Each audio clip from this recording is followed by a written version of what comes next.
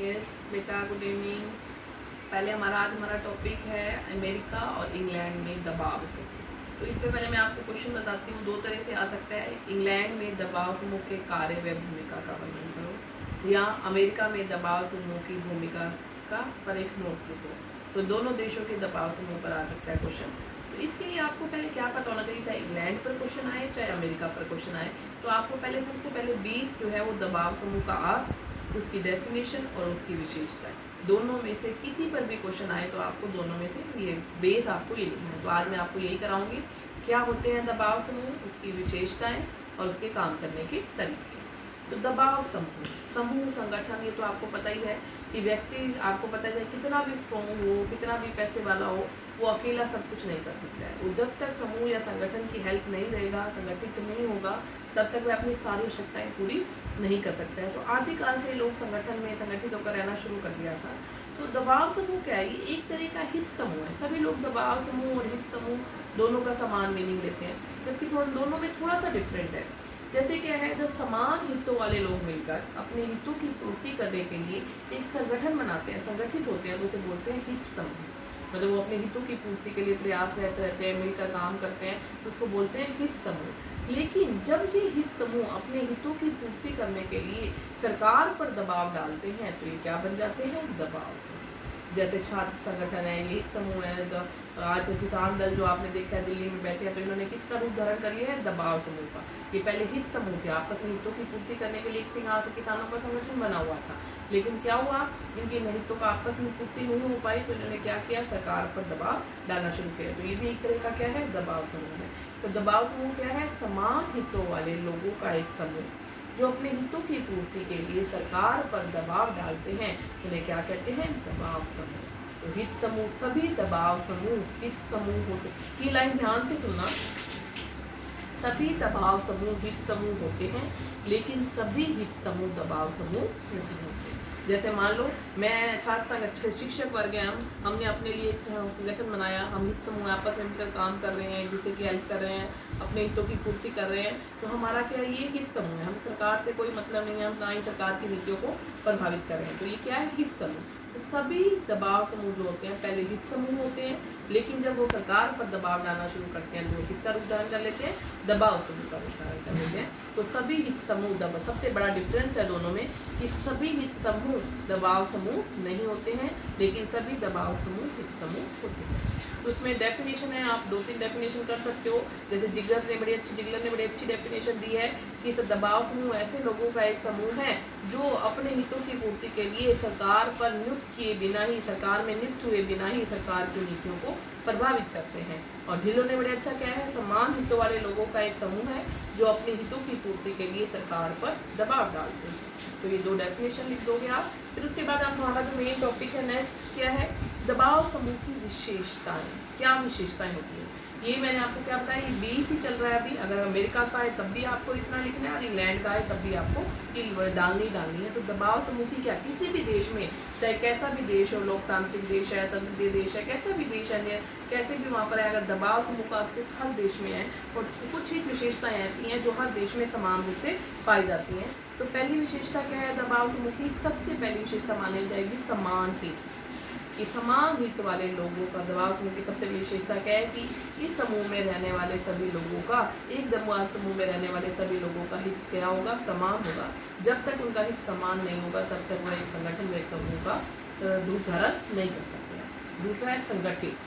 जब तक मेरा हित भी सेम है, आपका हित भी सेम है, लेकिन जब तक हम संगठित होकर एक ग्रुप में नहीं जुड़ते हैं तब तक हम दबाव समूह नहीं कहलाते हैं। तो दबाव समूह की दूसरी विशेषता क्या है, संगठित होना। जब तक ये पूर्ण रूप से संगठित नहीं होंगे, ये सरकार पर दबाव नहीं डाल पाएंगे। तीसरा है सर्वव्यापक सहयोग। आज विश्व का कोई एक ऐसा देश नहीं है जहाँ पर दबाव समूह अस्तित्व में ना हो।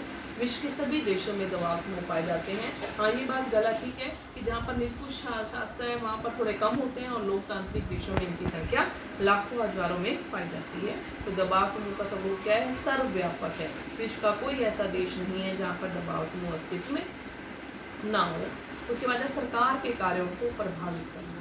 दबाव समूह की अगली विशेषता क्या है? दबाव समूह का रूप ही इसलिए लिया कि ये क्या करते हैं, सरकार की नीतियों को प्रभावित करने की क्षमता रखते हैं। सरकार की नीतियों पर दबाव डालते हैं सरकार को कि वो नीतियाँ इनके अकॉर्डिंग बनाई जाए। जैसे किसान दल भी आज खड़ा है, तो वो भी यही चाह रहा है कि सरकार जो कानून है उसको रद्द करे और हमारे अकॉर्डिंग नए कानून का निर्माण करे। तो सरकार की नीतियों को प्रभावित करते हैं। नेक्स्ट टाइम में उत्तरदायित्व की भावना का अभाव होता है, क्योंकि क्या है, ये प्रत्यक्ष रूप से राजनीति में खड़े नहीं होते हैं, ये तो अपने हितों के लिए खड़े हुए हैं। अपनी का जैसे हित खत्म हुआ ये अपना अपने रास्ते, तो इसलिए में कि किसी के प्रति उत्तरदायी नहीं होते हैं। राजनीति में जो लोग खड़े होंगे जनता के प्रति उत्तरदायी होते हैं, लेकिन दबाव समूह में उत्तरदायित्व की भावना का अभाव पाया जाता है। नेक्स्ट पॉइंट आएगा निर्दलीय। दबाव समूह किसी भी दल से जुड़े हुए नहीं होते। जो दल इनकी फेवर में काम करेगा, इनकी नीतियों के अकॉर्डिंग चलेगा या इनके अकॉर्डिंग नीतियों का निर्माण करेगा, ये उन्हीं के पक्ष में काम करते हैं। तो ये निर्दलीय होते हैं, किसी भी दल के साथ इनका प्रत्यक्ष रूप से कोई संबंध नहीं होता है। ऐच्छिक सदस्यता। दबाव समूह की सदस्यता क्या होती है? ऐच्छिक। राजनीतिक दल की सदस्यता क्या होती है? अनिवार्य। हम किसी न किसी राजनीतिक दल से जुड़े हुए हैं, लेकिन दबाव समूह की सदस्यता कैसी है? ऐच्छिक है। जैसे मान लो किसान संगठन, मैं एक किसान हूँ, किसानों ने संगठन बना रखा है, लेकिन जरूरी नहीं है कि मैं भी उस संगठन को ज्वाइन करूँ। या मैं एक शिक्षक हूँ, तो शिक्षकों ने मान लो कोई दबाव समूह बनाया, तो जरूरी नहीं है कि मैं भी उस दबाव समूह से जुड़ूँ। ये मेरी इच्छा पर निर्भर करता है, मैं किसी दबाव समूह का संगठन से बनूँ या ना बनूँ। नेक्स्ट है आपका गैर संवैधानिक संगठन। दबाव समूह क्या है? संविधान में कहीं पर भी दबाव समूह का वर्णन नहीं किया गया है। संविधान के मौलिक अधिकारों में संगठन में समूह बनाने का अधिकार दिया गया है, लेकिन इस तरह का कोई दबाव समूह बनाने का अधिकार संविधान के अंदर नहीं दिया गया। तो इसलिए दबाव समूह क्या है? एक गैर संवैधानिक ढांचा है। तो ये क्या थी दबाव समूह की विशेषताएं? मतलब ये क्या विशेषताएं थी? फिर से मोटा मोटा मैं बताती हूँ। समाहित, संगठित होते हैं, सर्वव्यापक स्वरूप होता है, सरकार की नीतियों को प्रभावित करते हैं, निर्दलीय होते हैं, उत्तरदायित्व की भावना का अभाव होता है, इनकी सदस्यता ऐच्छिक होती है, और लास्ट पॉइंट है ये एक गैर संवैधानिक ढांचा है। ये था। कोई भी, चाहे अमेरिका का दबाव समूह आ जाए, चाहे इंग्लैंड का दबाव समूह आ जाए, ये दबाव समूह की विशेषताएं डालनी है। कई बार क्या होता है, क्वेश्चन सिंपल आ जाता है, ना अमेरिका का पूछा ना इंग्लैंड का पूछा, आपसे क्या पूछ रहा है? दबाव समूह पर एक नोट लिखो। तो तब उसमें आप एक बात और ऐड कर दोगे, दबाव समूह का अर्थ डाल दिया, उसकी परिभाषाएं डाल दी आपने, उसकी विशेषता डाल दी, फिर दबाव समूह के काम करने के तरीके। इसको ज़्यादा डीपली नहीं लिखना है। तो काम करने के क्या तरीके हैं? सिंपल तरीका अपनाते हैं प्रार्थना पत्र के द्वारा। सरकार को एक सिंपल नोटिस दे दिया, प्रार्थना पत्र लिखकर अपने बारे में लिख दिया कि हम ये चाहते हैं हमारी इन इच्छाओं को पूरा किया जाए। दूसरा है आप धरने, हड़ताले का धरना पर बैठते हैं, जैसे किसान दल बैठा है कि सरकार इनकी बात अगर प्रार्थना पत्र से सरकार नहीं करती है, तो ये क्या करते हैं? धरने पर बैठ जाते हैं, रास्ता रोक लेते हैं, हड़तालें करते हैं। तो इस वजह ये भी इनका एक तरीका है। तीसरा है मीडिया, प्रेस। प्रेस सबसे बड़ा पावरफुल इनके पास एक टूल है, हथियार है, जिसके द्वारा ये सरकार को प्रभावित करते हैं। अपनी बातों को सभी मीडिया के द्वारा सरकार तक पहुंचाते हैं, जनता को अवगत कराते हैं कि हम ये चाहते हैं और सरकार ऐसा नहीं करेगी। तो सरकार इनकी बात को सुनती है, तो मीडिया के द्वारा भी अपनी बात को मनवाने की कोशिश करते हैं। नेक्स्ट ये क्या करते हैं?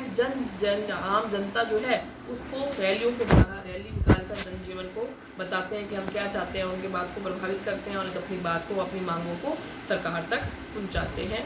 उसके बाद एक और तरीका है, अगर इनसे ये बात नहीं बनती है तो ये क्या करते हैं कि बड़े बड़े धरनों पर बैठ जाते हैं, सड़कें रोक लेते हैं, ट्रेनों को रोकते हैं, तो इस तरह का प्रयोग करते हैं। और कई बार तो ये हिंसात्मक साधनों का भी प्रयोग करके अपनी बात को मनवाने की कोशिश करते हैं, हिंसात्मक रूप ले लेते हैं, जो कि संविधान के अकॉर्डिंग गलत है।